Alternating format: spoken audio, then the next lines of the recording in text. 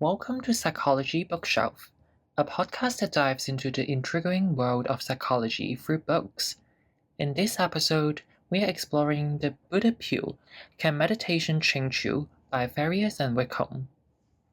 This book challenges the popular belief that meditation is always a path to inner peace.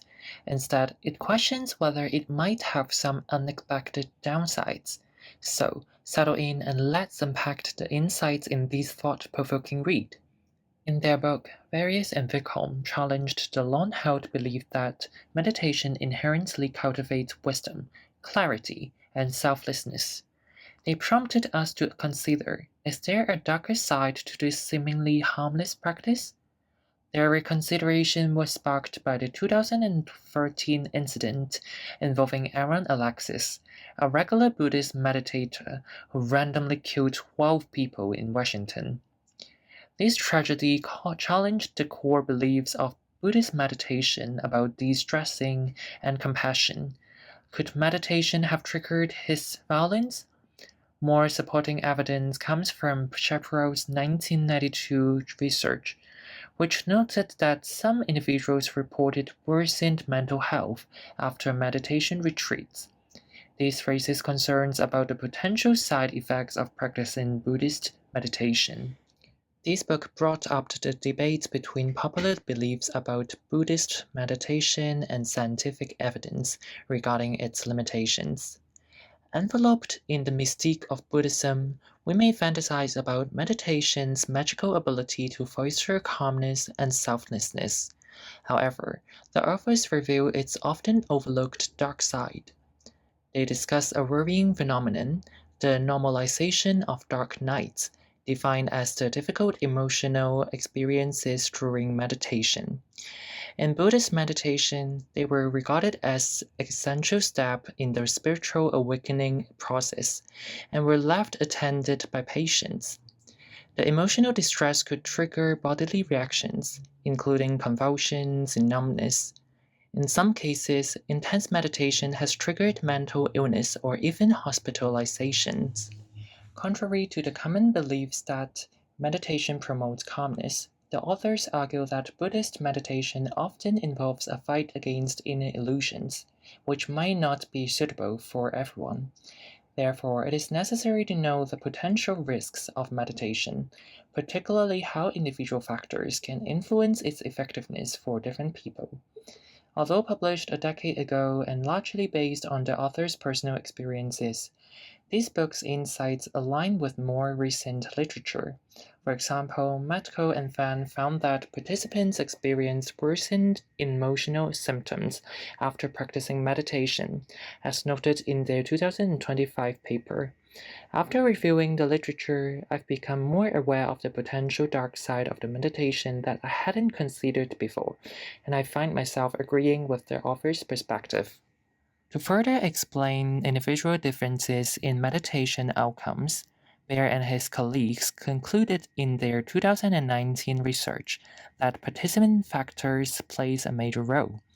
They suggested that researchers and therapists should be particularly careful when recommending meditation to individuals with psychological vulnerabilities, as intense retreats may lead to the resurfacing of past trauma and lead to increased anxiety or even psychosis related to mindfulness practices. Dimission and Kahlo's paper in 2010 concluded that any powerful interventions could cause harm, and this certainly applies to meditation. This book helps clear our misconception that meditation is a perfect cure for negativity. To quote the co-founder of cognitive behavioral therapy, Arnold Lazarus, meditation is more of one man's meat is another man's poison. Okay, now that we have explored these books' arguments and discussed the supporting literature, let's answer some questions from our listeners. The first message is from Anna.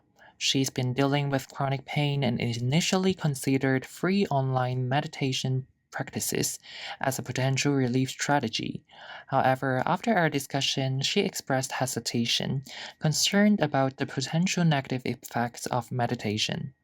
Anna, I totally understand your concern.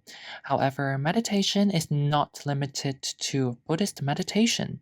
In your case, you may want to explore mindfulness-based cognitive therapy specialized for chronic pain. It is a clinical program to reduce suffering in patients with chronic pain conditions using mindfulness meditation.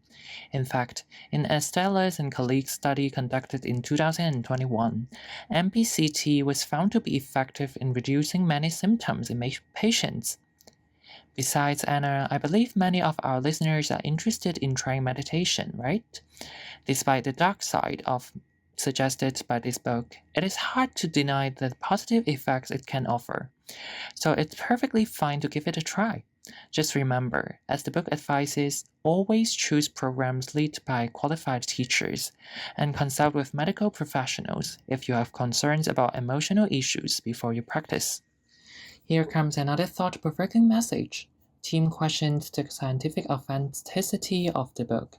He noted that the arguments are based on the author's personal thoughts and experiences that are difficult to falsify. For example, he pointed out that using instances of violent actions by Buddhist meditators or monks to establish a link between Buddhism and violence raises concerns about the robustness of these claims. And yes, Tim, you're right. Since the book crosses into Buddhist studies, some claims may lack rigorous scientific structure. However, it provided valuable insights for future research.